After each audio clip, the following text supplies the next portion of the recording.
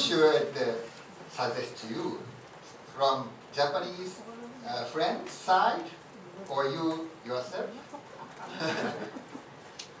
Well, for a very long time, since I started to write things in Japanese, or even things that I've written have been translated in Japanese, my name has appeared in katakana always. And it doesn't bother me in the least. I don't insist on people knowing the spelling of my English name. I've thought of some interesting possibilities of a name for myself, one of which is violently opposed by some of my Japanese friends. There's a river, something like Kinugawa, the Kinu. The Kinu is written with oni, and then go. But the second character, or the Oporu character, but if you add to it Naruto, which is the famous world peer, becomes Do Naruto.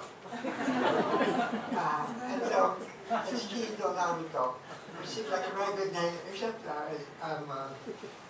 call myself an angry demon, which may not be true.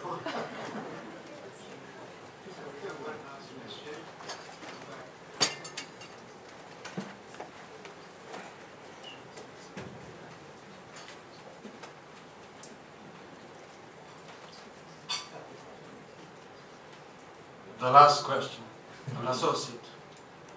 My question is that because you belonged to a Tracy project, the interrogation project during the wartime, which led to the winning of the war by the United States. And then now I heard that you are going to become a Japanese citizen. Would you touch upon that subject on the war and peace? Very gladly. Ever since I was a child, I was firmly pacifist in my convictions. I was afraid, just the thought of war. I can remember not taking one volume from the encyclopedia because the volume was W, because that had the World War. And there were pictures of people lying in the trenches and so on. Very deeply anti-war, my conviction, which I still have. I mentioned with some embarrassment that I entered the Navy because I wanted to learn Japanese. The Navy had a marvelous school with no expenses spared because it was wartime.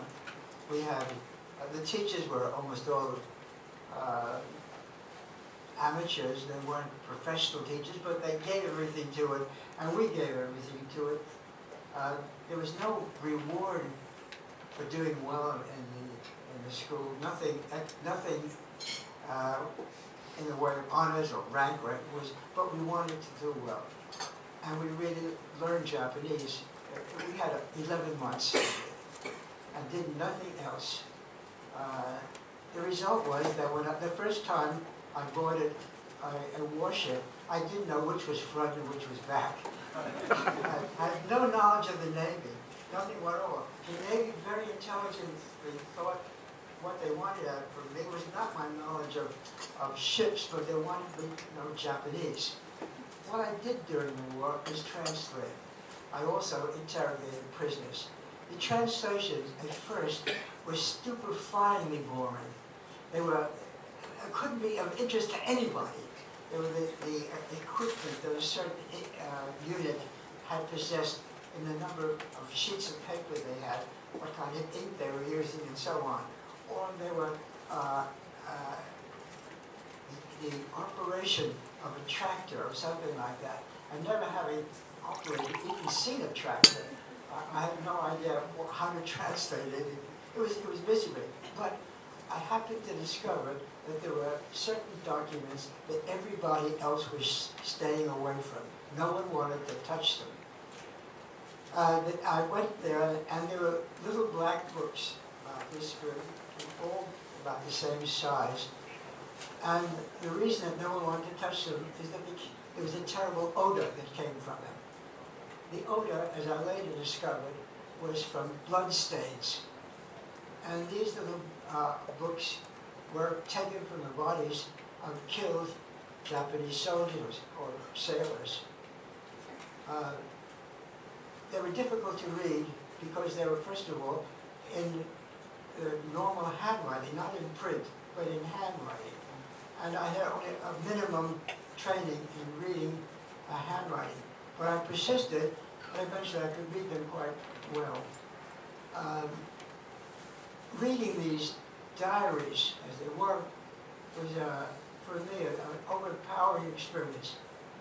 It has been reflected in all of my later work, in which I've given so much attention to Japanese diaries, which I find an extraordinary part of Japanese literature. As far as I know, there's no other literature where diaries are so important. Every literature has a diary, or every famous writer has a diary or something, but this is different. It's a whole genre of literature. And the Japanese Army and Navy, every single New Year's Day, gave these to their men to fill in. The American Army and Navy said we must, under no circumstances, keep a diary. It was just the opposite. I suppose the Japanese thought that even if these diaries were captured, we wouldn't be able to read the Japanese, but we did. And I got to know Japanese people in a way I couldn't have learned anywhere else, any other way. The last pages of the diary were the pages before the man died of malaria. There was no possibility of lying or being deceitful in any way. He was telling absolute truth. Perhaps his family never knew that and would write them. It was an absolutely overpowering experience. Dealing with Japanese prisoners, interrogating them, was another similar but rather different experience. We became friends very quickly, and really friends. So that after the war, when they returned to Japan, some of them kept up correspondence with me. We were still friends. There was no enmity. My pacifism stayed with me. I was against war. I hated the thought that these people, that people were dying, regardless of which side they were on. And that was it's still my feeling. I don't know if this answers your question, but it's my sincere answer that there was no conflict, no shifting of point of view between what I did during the war and what I'm doing now.